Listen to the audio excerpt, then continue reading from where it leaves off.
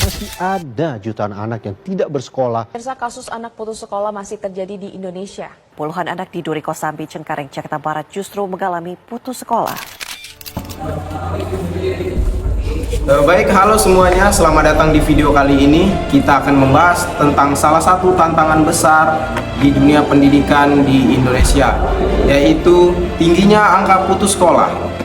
Masalah ini bukan hanya soal pendidikan, tetapi juga menyangkut masa depan generasi muda bangsa Indonesia pada saat ini.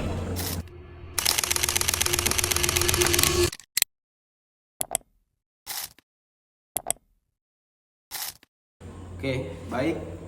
Jadi, dalam beberapa tahun terakhir, berbagai laporan menyebutkan bahwa ribuan pelajar Indonesia berhenti sekolah sebelum lulus, terutama di tingkat SMP dan juga SMA. Banyak daerah di Indonesia mengalami peningkatan dan juga jumlah anak yang tidak melanjutkan pendidikan karena faktor ekonomi dan juga sosial. Laporan nasional bahkan menunjukkan bahwa angka putus sekolah meningkat pada daerah miskin, daerah pedalaman, dan juga wilayah yang terdampak bencana alam. Tingginya angka putus sekolah disebabkan oleh berbagai faktor, antara lain adalah 1. Faktor ekonomi keluarga. Banyaknya orang tua tidak mampu membiayai kebutuhan sekolah dan juga transportasi, seragam, dan juga buku sekolah untuk anaknya. Faktor yang kedua adalah kurangnya motivasi belajar. Dikarenakan sebagian siswa merasa kurang minat atau tidak melihat manfaat langsung dari sekolah yang ia tempuh itu. Dan faktor ketiga adalah akses sekolah yang sulit, terutama di daerah terpencil. Jarak sekolah sangat jauh atau juga fasilitasnya sangat minim.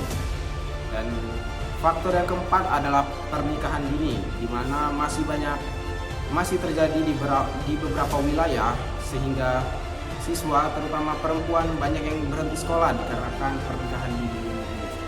Faktor yang terakhir atau yang kelima adalah bekerja untuk keluarga, di mana banyak anak-anak memilih bekerja membantu ekonomi keluarga daripada melanjutkan sekolah yang ia tempuh.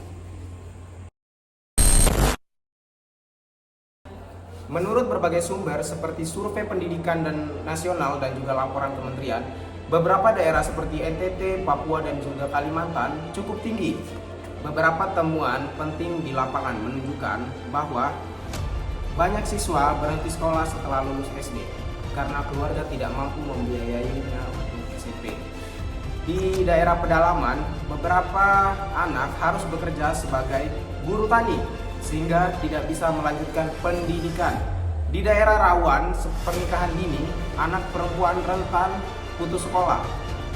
Data menunjukkan bahwa pada keluarga berpendapatan rendah, peluang anak berhenti sekolah 3 kali lebih besar dibandingkan anak dari keluarga mampu. Kondisi ini memperlihatkan bahwa masalah putus sekolah tidak berdiri sendiri, tetapi berkaitan dengan kondisi ekonomi, budaya, dan juga akses pendidikan.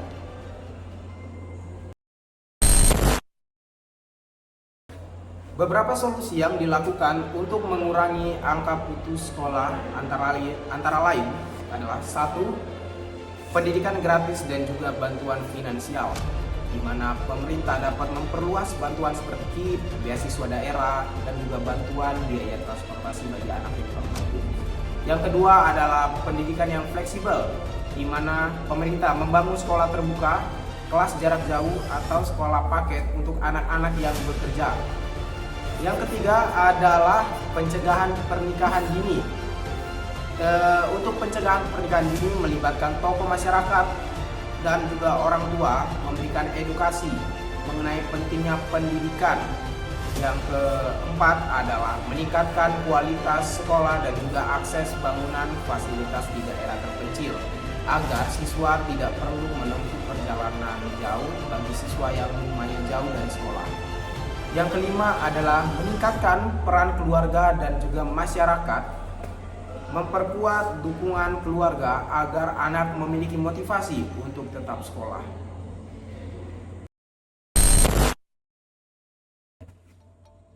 Baik, itulah pembahasan kita mengenai tingginya angka putus sekolah di Indonesia.